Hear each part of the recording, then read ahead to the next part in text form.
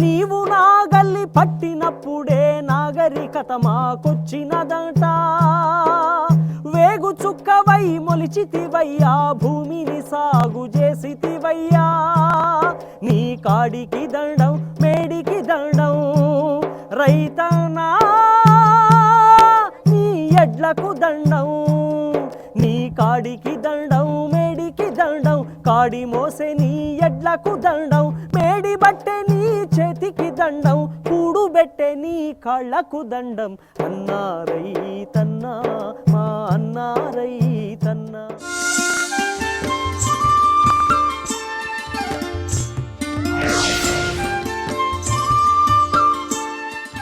నమస్తే.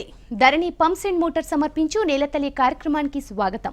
నేను శ్రవంతి. ముందుగా ముఖ్యాంశాలు. మారనున్న తెలంగాణ ఖరీఫ్ ముఖ చిత్రం. పత్తి సాగు విస్తీర్ణం తగ్గించే యోచనలో వ్యవసాయ శాఖ. అధిక దిగుబడులకు యాజమాన్య పద్ధతులే కీలకం. కంద సాగుపై గుంటూరు జిల్లా రైతు అనుభవం.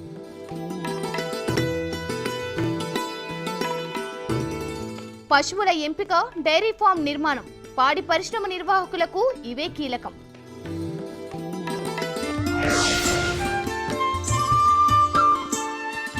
ఆత్మహత్యల పంటకు తెలంగాణ చరమగీతం పాడనుందా?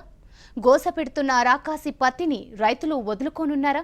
సాగు విస్తీర్ణం తగ్గించే దిశగా వ్యవసాయ శాఖ అధికారులు ప్రణాళికలు వేస్తున్నారా అంటే అవుననే సమాధానం వస్తోంది.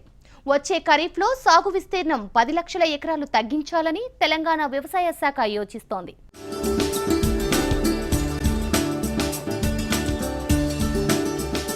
తెలంగాణలో పత్తి సాగు తగ్గించేందుకు ప్రణాళికలు. రాకాసి పత్తికి సెలవు పలికే యోచన. ఆత్మహత్యల పంటకు దూరం కావాలని సూచన. మారనున్న ఖరీఫ్ ముఖ చిత్రం. పత్తి సాగును ఎక్కువగా అక్కున చేర్చుకున్న వారిలో ముందున్నారు తెలంగాణ రైతులు. రాష్ట్రంలో సాగు విస్తీర్ణం ఏటికేడు పెరుగుతోంది.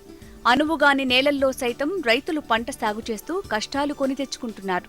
ఆత్మహత్యలకు దగ్గరవుతున్నారు. దీనిపై పూర్తి స్థాయిలో అధ్యయనం చేసిన తెలంగాణ వ్యవసాయ శాఖ ఇందులో మార్పు తీసుకురావాలని నిర్ణయించింది. కొత్త విధానాలకు స్వాగతం పలకాలని నిర్ణయించింది.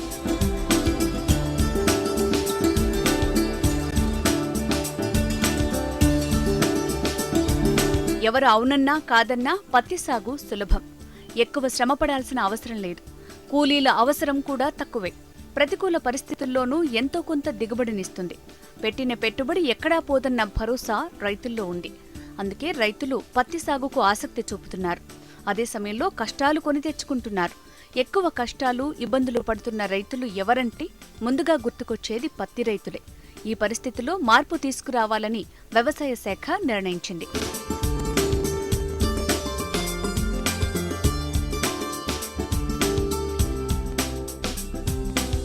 తెలంగాణలో పత్తి సాగు విస్తీర్ణం గణనీయంగా తగ్గించాలని వ్యవసాయ శాఖ నిర్ణయించింది. వచ్చే ఖరీఫ్ నుంచే రైతులను సమాయత్తం చేసేందుకు కార్యాచరణ ప్రణాళిక సిద్ధం చేస్తోంది. వచ్చే నెల 2వ వారం తర్వాత 10 రోజుల పాటు మన తెలంగాణ మన వ్యవసాయం కార్యక్రమంలో భాగంగా గ్రామాన 10 రోజుల పాటు రైతులను చైతన్యం చేస్తారు. ఈ ఖరీఫ్లో 10 లక్షల ఎకరాలకు తగ్గకుండా పత్తి సాగు విస్తీర్ణాన్ని నిలుపుదల చేయాలని లక్ష్యంగా పెట్టుకుంది. పత్తి సాగు చేసే రైతులకు సూక్ష్మనీటి సేద్యం సబ్సిడీని నిలిపివేయాలని ఉద్యాన శాఖ యోచిస్తోంది.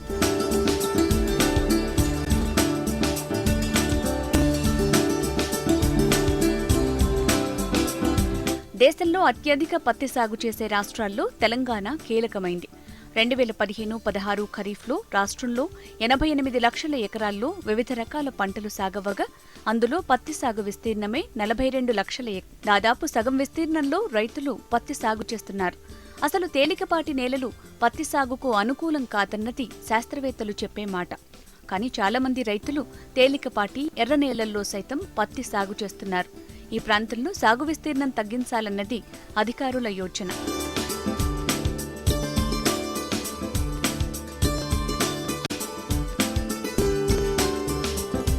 ప్రతికూల పరిస్థితుల్లోనూ ఆదాయం వస్తుందన్న ఆశతో రైతులు పత్తి సాగు చేస్తున్నారు. గుండెలు పిండే నిజమేమంటే రైతు ఆత్మహత్యల్లో 80% మంది పత్తి రైతులేనని లెక్కలు చెప్తున్నాయి. భారీ పెట్టుబడులు, ఆ తర్వాత లాభాలు రాని కారణంగా రైతులు కష్టాలు ఎదుర్కొంటున్నారు. పత్తి సాగులో విత్తనం ఖర్చు అధికమే. ఎరువులు, పురుగుమందులు సైతం ఎక్కువ మొత్తంలో వాడాల్సి ఉంటుంది. అందుకే పత్తి సాగుదారునికి పెట్టుబడులు ఎక్కువవుతున్నాయి. మద్దతు ధరల కోసం ఆందోళనలు చేస్తున్న రైతులు ఎవరైనా ఉన్నారా అంటే అది పత్తి రైతులే. కేంద్రం ప్రకటిస్తున్న మద్దతు ధరలు గిట్టుబాటు కాక రైతులు కష్టాల్లో కొట్టుమిట్టాడుతున్నారు. అంతర్జాతీయంగా పత్తి ఎగుమతులు తగ్గాయి. పైగా కేంద్రం ఎక్సైజ్ సుంకం పెంచింది. దీంతో కనీస మద్దతు ధర కూడా లభించే పరిస్థితి లేకుండా పోయింది. అందుకే పత్తి సాగుకు ప్రత్యామ్నాయంగా పప్పు ధాన్యాలు, మొక్కజొన్న, సోయాబీన్ వంటి పంటలను ప్రోత్సహించాలని నిర్ణయించారు. ఈ పంటల సాగుకు రైతులకు అవసరమైన విత్తన సబ్సిడీ ఇచ్చేందుకు వ్యవసాయ శాఖ అధికారులు సన్నద్ధమైనట్లు సమాచారం.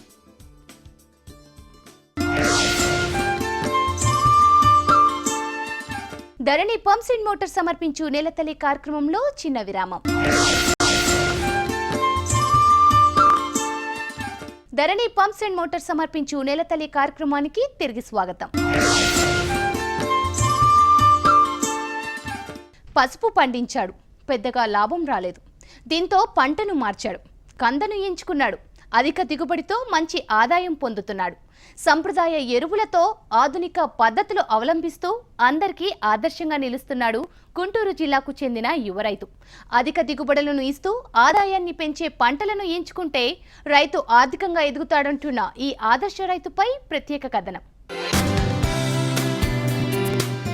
గుంటూరు జిల్లా కొల్లిపూరు మండలం కొల్లిపూరు గ్రామానికి చెందిన రైతు కిషోర్ రెడ్డి ఎన్నో సంవత్సరాల నుంచి వ్యవసాయమే జీవనాధారంగా బతుకుతున్నాడు. తనకున్న కొద్దిపాటి పొలంలో పసుపు, మినుమును పండించేవాడు. అయితే అవి ఆశించిన దిగుబడి రాకపోవడంతో కిషోర్ రెడ్డి పంటను మార్చాలని నిర్ణయించుకున్నాడు. దీంతో గత 2 సంవత్సరాలుగా కంద సాగు చేస్తున్నాడు. మంచి ఆదాయం పొందుతున్నాడు.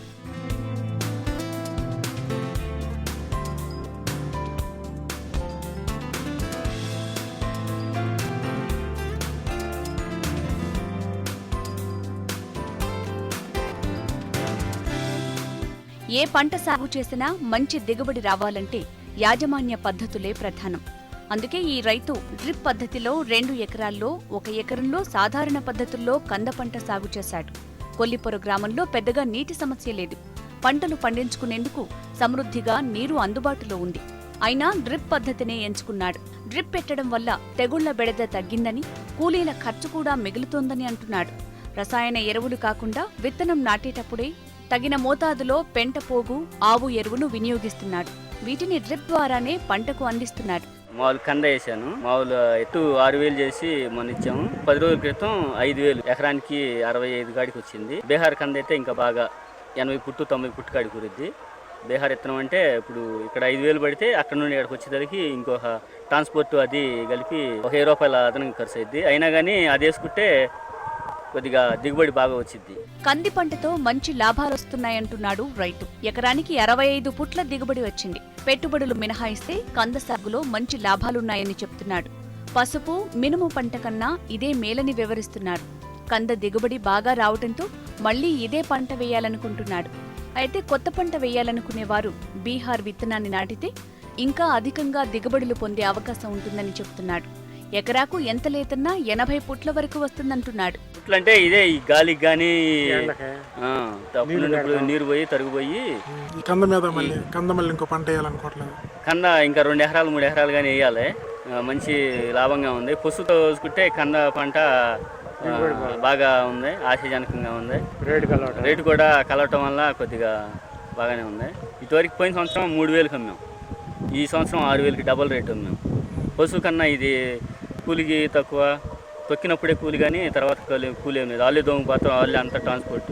కంద వేయటానికి ప్రధాన కారణం పంట త్వరగా చేతికి వస్తుంది. ఇప్పుడు పంట వేస్తే డిసెంబర్కి దిగుబడి వస్తుంది. మళ్లీ మరో పంట వేసుకునే అవకాశం ఉంటుంది. అందుకే కంద పంట చేతికి వచ్చిన వెంటనే మొక్కజొన్న వేస్తానంటున్నాడు ఈ రైతు. దీనివల్ల 2 పంటలతో అదనపు ఆదాయం పెరుగుతుందని అంటున్నాడు.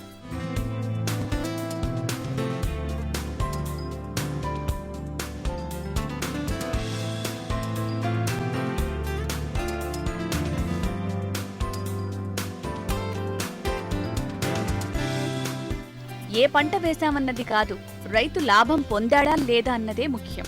అధిక దిగుబడులు, అదనపు ఆదాయాన్నిచ్చే పంటలు ఎంచుకుంటే రైతుకు ఆదాయం పెరుగుతుందని చెబుతున్నాడు.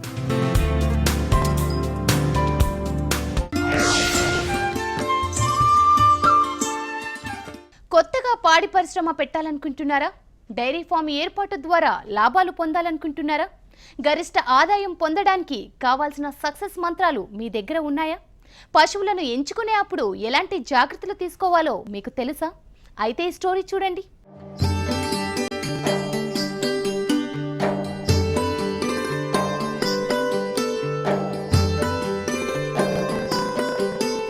ఏ వృత్తిలో ఉన్నా, అది వ్యాపారమైనా, వ్యవసాయమైనా, పాడి పరిశ్రమైనా లాభాలు రావాలి.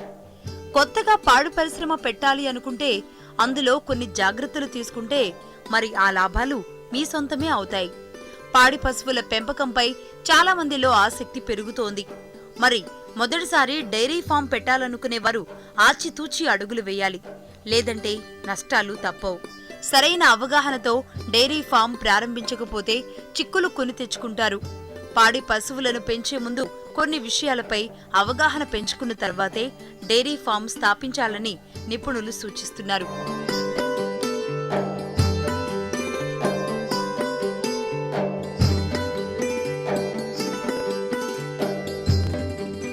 మార్కెట్ అంచనా ఆధారంగా పాడి ఆవులు, గేదెలను పెంచాలి.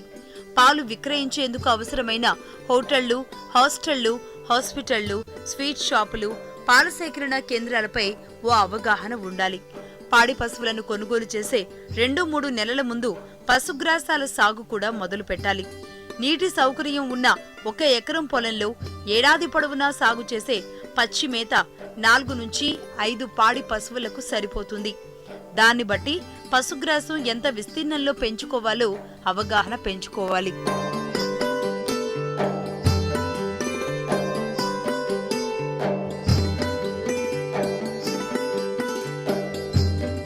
పట్టణాల్లో పశుగ్రాసాల సాగుకు స్థలం తక్కువగా ఉన్నందున సమీప గ్రామాల్లో పశువులను పెంచేందుకు అనుకూలంగా ఉంటుంది. అదే సమయంలో పశువుల పాక మంచి వాతావరణంలో, ఎత్తైన ప్రదేశంలో ఉండేలా చూసుకోవాలి. అధిక ఖర్చుతో సిమెంట్ రేకులు వేసే బదులుగా తక్కువ ఖర్చుతో తాటాకులతో నిర్మించడం మంచిది. వేసవిలో వడగాలులు, చలికాలంలో ఈదురుగాలుల బారిన పడకుండా పాకల చుట్టూ సుబాబుల్, అవిసె వంటి చెట్లు పెంచడం మంచిది. పశువులు తాగడానికి, శుభ్రపరచడానికి పశుగ్రాసం సాగుకు పుష్కలంగా నీటి సౌకర్యం ఉన్న స్థలాన్ని ఎంచుకోవాలి. నమ్మకమైన పని మనుషుల్ని, పాలు పితికే అనుభవం ఉన్న వ్యక్తుల్ని అందుబాటులో ఉంచుకోవాలి. పాలకు అవసరమైన రవాణా సౌకర్యాన్ని కూడా ముందే ఏర్పాటు చేసుకోవాలి.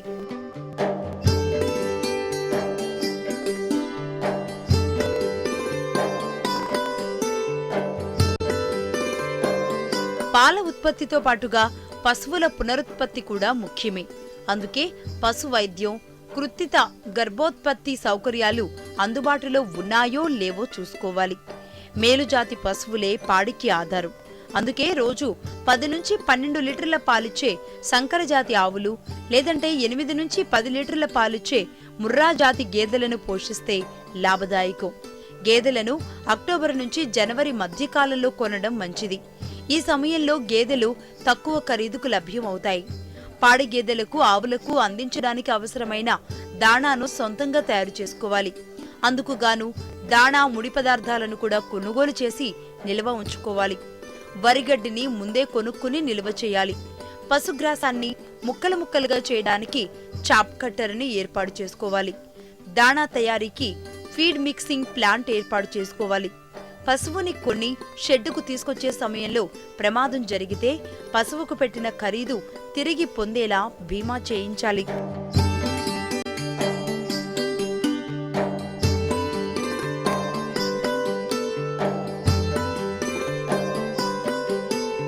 తక్కువ పెట్టుబడి, కొన్ని పశువులతో పశుపోషణ ప్రారంభించి అనుభవం పెరిగిన కొద్దీ పశువుల సంఖ్య పెంచుకుంటూ పోవడం ఉత్తమమైన పని.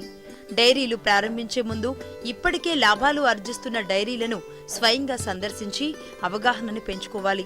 పని మనుషులపై పూర్తిగా ఆధారపడకుండా స్వయంగా శ్రద్ధ చూపి శాస్త్రీయంగా పశుపోషణ చేపడితేనే లాభదాయకంగా ఉంటుంది.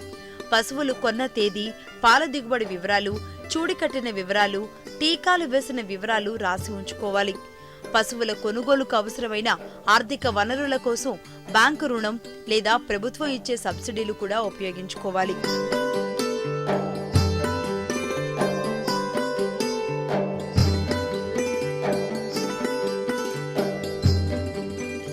పశువుల కొనుగోలు సమయంలో కొన్ని జాగ్రత్తలు తీసుకోవడం మాత్రం మర్చిపోవద్దు. పాడి పశువులను సాధ్యమైనంత వరకు తెలిసిన నమ్మకమైన వ్యక్తుల దగ్గర కొనుగోలు చేయడం మంచిది. సంతల్లో పశువులు చూడినవి అని చెప్పి నమ్మిస్తారు. కొన్నింటికి కంటి చూపు మందగించి ఉంటుంది. పాడి గేదెలు ఆకర్షణీయంగా కనబడ్డానికి మచ్చలు, చర్మ వ్యాధులు, గాయాలు కనిపించకుండా నల్లటి రంగులు, నూనెలు, పౌడర్లు పూస్తారు. కొమ్ములు చెక్కిస్తారు. దంతాలపై కొన్ని పదార్థాలను పూసి వయస్సు తక్కువ ఉన్నట్లుగా భ్రమింపచేస్తారు. పొదుపు ఆకర్షణీయంగా, నిండుగా కనిపించడానికి క్రితం రోజు నుంచి పాలు పితకకుండా ఉంచటం, పాల దిగుబడిని 3 పూటలా తూకం వేసి ప్రతిసారి సగటున ఎన్నిసార్లు పాలిస్తున్నాయో లెక్క వేసుకున్న తర్వాతే కొనుగోలు చేయాలి. 4 చన్నుల ద్వారా పాలు వస్తున్నాయో లేదో పరీక్షించుకోవాలి. ఇలాంటి జాగ్రత్తలు తీసుకున్నప్పుడు పాడి పరిశ్రమను లాభదాయకంగా మార్చుకోవచ్చు.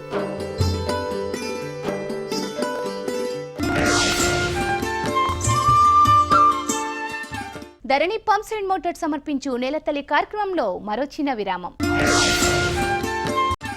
ధరణి పంప్స్ అండ్ మోటార్స్ సమర్పించు నేలతల్లి కార్యక్రమానికి పునర్స్వాగతం. తెలుగు రాష్ట్రాల్లో ఎక్కువ మందికి ప్రధాన ఆహారం అన్నమే. కడుపు నింపుకోవడానికి తింటున్నాం తప్ప పోషకాహారం గురించి ఆలోచించడం లేదు. హైబ్రిడ్ రకాలు, ఎరువులు, పురుగు మందుల వినియోగంతో పోషకాలు కరువవుతున్నాయి. పోషకాహార లోపాన్ని అధిగమించేందుకు నడుం కట్టాడు నెల్లూరు జిల్లాకు చెందిన అభ్యుదయ రైతు. నెల్లూరు జిల్లా బుచ్చిరెడ్డిపాలెం మండలం పెనుబల్లి గ్రామానికి చెందిన రామ్మోహన్ రెడ్డి వారసత్వంగా వచ్చిన వ్యవసాయాన్ని అందిపుచ్చుకున్నాడు. రసాయన ఎరువులు, హైబ్రిడ్ విత్తనాలతో 4 ఏళ్లు వ్యవసాయం చేశారు. కానీ సహజ సిద్ధ భూసారం కనుమరుగవడమే కాక దిగుబడులు పడిపోవడంతో నష్టాలొచ్చాయి. ఈ క్రమంలో 2007లో ప్రకృతి వ్యవసాయ రూపకర్త సుభాష్ పాలేకర్ నిర్వహించిన సమావేశంలో పాల్గొన్నారు. సహజ వ్యవసాయ పద్ధతులకు నాంది పలికారు. దేశంలో ఎక్కడ కొత్త రకం వంగడం కనిపించినా దాన్ని సాగు చెయ్యనిదే రామ్మోహన్ రెడ్డికి నిద్ర పట్టదు. Black rice, Kerala red rice, Mapillai Samba, basmati Pusa 5 ఇలా ఎన్నో వరి రకాలను సింహపురి ప్రజలకు రుచి చూపిస్తున్నారు. సుభాష్ పాలేకర్ను ఆదర్శంగా తీసుకుని పంట సాగు చేస్తూ లాభాలు గడిస్తున్నారు. రామ్మోహన్ రెడ్డి 30 మంది రైతులతో సంఘాన్ని ఏర్పాటు చేసి సేంద్రియ పంటల సాగుతో పాటు సొంత మార్కెటింగ్తో రైతులందరికీ ఆదర్శంగా నిలిచారు. వీరంతా 170 ఎకరాల్లో పంటలు పండిస్తూ వినియోగదారునికి నాణ్యమైన ఉత్పత్తులు విక్రయిస్తున్నారు.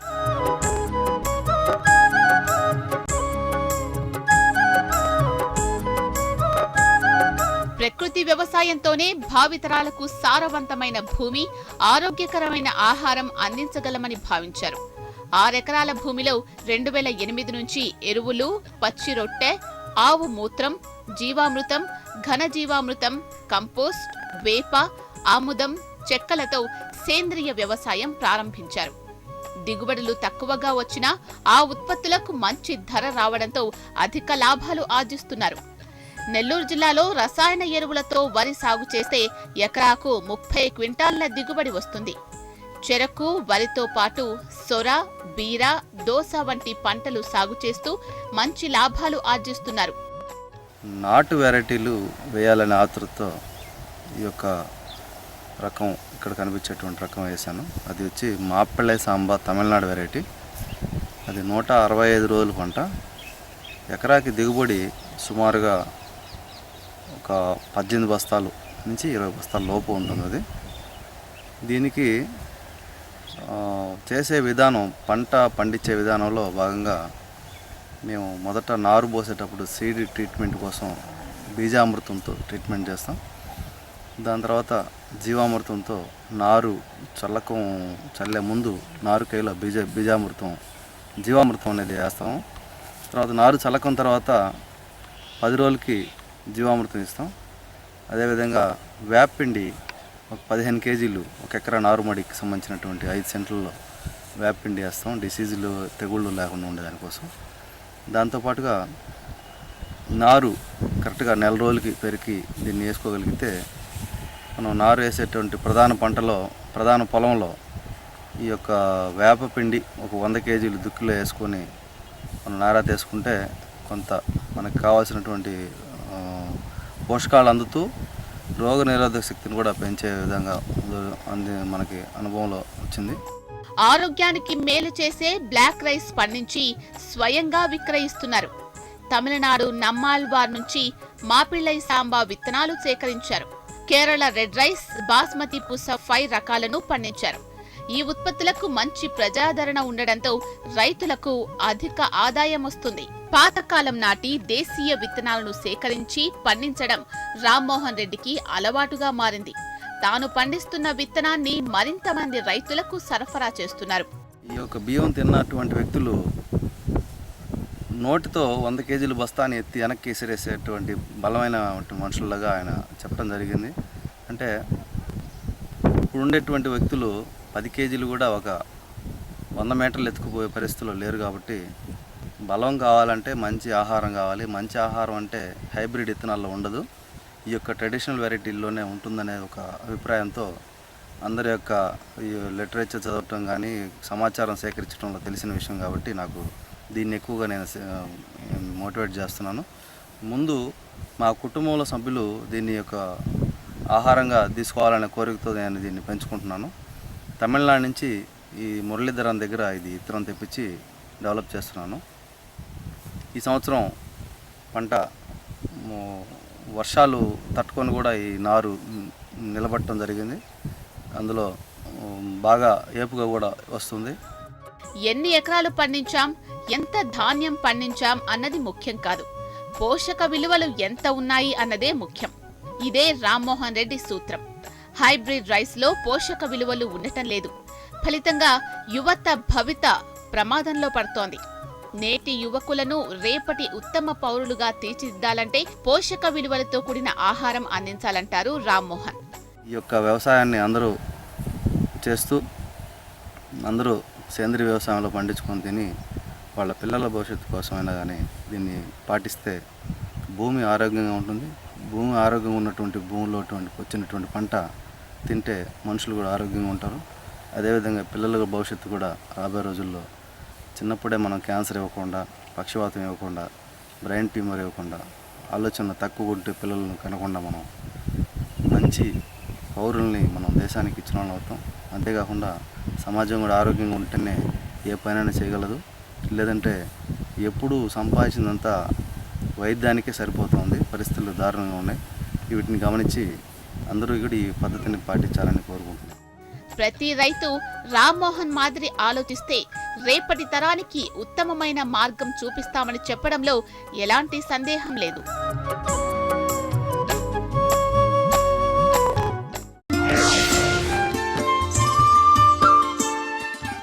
ఇవి ఇవాల్టి ధరణి పంప్స్ అండ్ మోటార్స్ సమర్పించు నెలతల్లి కార్యక్రమం విశేషాలు. నమస్తే.